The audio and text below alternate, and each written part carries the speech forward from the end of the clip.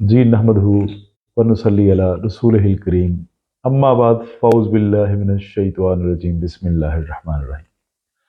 उम्मीद है तमाम दोस्त अब आप ठीक होंगे, खैरियत से होंगे। रमज़ान की पहली लाइव ट्रांसमिशन है। रमज़ान में सिर्फ इबादत के अलावा और काम बाकी कम होते हैं। ये तो पूरे 11 महीने चलता रहता है ये जो सोशल मीडिया का मामला है। कोशिश होती है कि रमज़ान के अंदर ना कम से कम जो मकसद है रमज़ान का वो अचीव कर लिया जाए, वो पूरा कर लिया जाए। काफ़ी सारे दोस्तों ने जब आते हैं तो आगे कहते हैं जी रमज़ान में तो ज़रूरत है, आप बैठिए, आप क्यों नहीं बैठ रहे। लेकिन होता यह है कि मेरी अपनी जो रूटीन है नफली इबादत की या फ़र्ज इबादत की या रोज़े की, मैं कोशिश करता हूँ कि उसको पूरा किया जाए। वालेकुम अस्सलाम वरहमतुल्लाह वबरकातुहू। अब्दुर्रहमान, बहुत शुक्रिया। तो दोस्त भी काफ़ी सुबह सुबह सो रहे होते हैं, तो फिर मैं चाहता हूँ कि किसी को तंग ना किया जाए। स्टार्ट ले लेते हैं कि रमज़ान बेसिकली अगर कोई फतवे जारी करने वाला हो तो वो समोसे, पकोड़े, फ्रूट चाट और आपके जितने भी डिशेज हैं इन पे लाजमी फतवा लगाए। लेकिन ये काम उलमा खुद इसमें मुलव्वस हैं। तो रोजे फर्ज हैं, पकोड़े, मैंने ये एक पोस्ट पढ़ी, रोजे फर्ज हैं, पकोड़े फर्ज नहीं है। बीमारियां, शौकत अली वालेकुम अस्सलाम वरहमतुल्लाह वबरकातुहू, बहुत शुक्रिया। तमाम दोस्तों को वालेकुम अस्सलाम वरहमतुल्लाह वबरकातुहू। उस्मान साहब वालेकुम अस्सलाम, साहर बेटे वालेकुम अस्सलाम, वेलकम। तमाम दोस्तों से इल्तमास है कि मेरे इस जवाब को ना एक मरतबा कबूल फरमा ले। आप लोगों की मोहब्बतों का शुक्रिया। देखिए बात यह है कि जिस तरह हम अपने स्टमक से कर रहे हैं, रोजा तो एक हमारा मजहबी फरीजा है, वो हम जैसे भी पूरा कर रहे हैं अल्लाह के लिए है और अल्लाह कबूल फरमाए, और बेशक अल्लाह ही इसका अजर आपको देगा।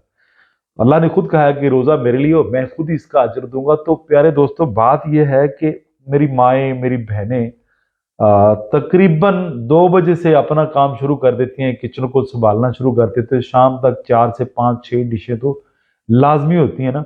तो इतना हम जब खा लेते हैं तो फिर यकीनन गैस, बदहजमी, खट्टे डकार, फूड पॉइजन, इस तरह के मामलात, और गैस, हवा सरना, बदबूदार, इस तरह के अवाजात काफी सारे मतलब सुनने में आ रहे हैं। अब तदारक क्या करना है, क्योंकि हम सुबह ऐसे पानी पीते हैं कि शाम तक ये पानी हमारे मतलब पेट में रहे। हालांकि ये खसूसियत अल्लाह ने ऊंट को बख्शी है, इंसान को नहीं। तो हम ऊंट की कॉपी करने की कोशिश करते हैं। आप अपने क्वेश्चन भी लिख लीजिए साथ साथ, कोई मसला है तो मैं इंशाल्लाह थोड़ी सी तमीद के बाद फिर इंशाल्लाह आपके सवालों की तरफ इंशाल्लाह आता हूँ। देखिए, हम सुबह पेट भर के पानी पी लेते हैं, लस्सी पी लेते हैं, 2 3 पराठे खाए और फिर इसको हम रोजा कहते हैं। खैर, इस पे तनकीद नहीं, तनकीद सिर्फ ये है कि मैं सच बता रहा हूं कि रमजान के अंदर पूरे 11 महीने के मरीज मेरे पास आ जाते हैं। रमजान एक महीना लोग खाते हैं और उसका जो खमियाजा है वो पूरे 11 महीने महीने जो है ना भुगते हैं। आफ्टर रमजान मोस्टली मेरे पास जो मरीज आएंगे वो मैदे के और जिगर के आएंगे, मोस्टली बदहजमी के। यानी मैदा काम नहीं कर रहा, हमने अपने स्टमक के ऊपर वजन इतना डाल दिया, मैदे के ऊपर इतना बोझ डाल दिया। अली बाबा वालेकुम अस्सलाम वरहमतुल्लाह वबरकातुहू। इतना बोझ डाल देते हैं कि हम फिर पूरे 11 महीने खाने के काबिल नहीं रहते और पूरा साल उसको रिपेयर करते हैं, रमजान में आके फिर अपना मैदा खराब कर लेते हैं। मेरी बातों से शायद आप इत्तेफाक करें ना करें, लेकिन अटल हकीकत है। देखिए, ठंडा पानी तो मोस्टली आजकल कम चल रहा है, वो इसलिए कि मौसम ठंडा है। अगर मौसम गर्म हो तो लाजमी मतलब इस तरह के मामले आ जाते हैं। बद हजमी के लिए एक छोटी सी चीज आप लोगों के नजर कर लेता हूं, जो रमजान के महीने में आप लोगों के लिए आब हयात से कम नहीं होगी। मुख्तसर सी छोटी सी 2 चीजें हैं। नमक स्याह है, बद हजमी, खट्टे डकार, फूड पॉइजन, और मतलब ये खाना यहाँ खड़ा हुआ है, हजम नहीं हो रहा। उसके अलावा कब्ज के लिए या खाने के बाद जो लोग निढाल हो जाते हैं, बिल्कुल मेरी वीडियो को शेयर भी कर दें साथ साथ, ताकि तमाम लोगों का, जितनी हमारी अरेंज है उतने लोगों का जो है ना भला हो जाए। 3 चीजें नोट कर लीजिए। अजवैन देसी है, अच्छी तरह साफ कर लीजिए। हम वजन उसमें नमक मिला लीजिए। नमक स्याह जो है ना ये अफजल है, बेहतर है।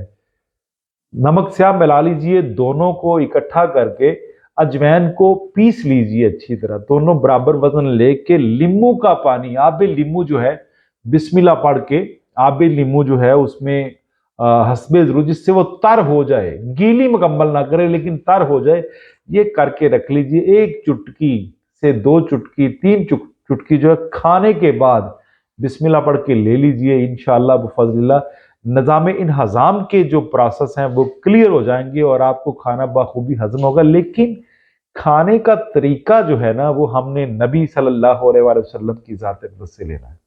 देखिए हर चीज हमारे उलमा इकराम ये फरमाते हैं ना कि नबी अलैहिस्सलाम ने ऐसे किया, सहाबा इकराम ने ऐसे किया, तबा ताबईन ने ऐसे किया, बुजुर्गान दीन ने ऐसे किया, हमारे फिका के इमामों ने ऐसे किया। ये चीजें हम बताते हैं, लेकिन खाने के मतलब हम तरगीब क्यों नहीं देते?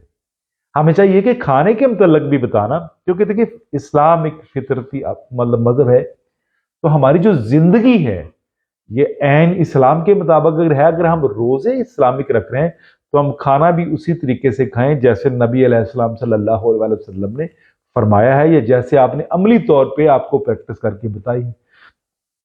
हम अब खाना उस तरह पे नहीं खा रहे जिस वजह से हमारी बीमारियां ज्यादा है।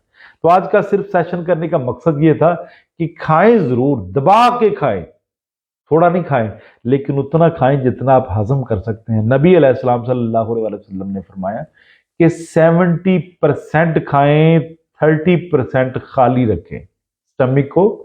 30% अगर आप खाली रखेंगे सांस लेने में आपको बहुत शुक्रिया। आपको भी मेरी तरफ से फूलों की पूरी एक माला है, बहुत शुक्रिया, बहुत थैंक यू। देखिए अगर हम पेट भर के खा लेते फिर तो सांस नहीं आता।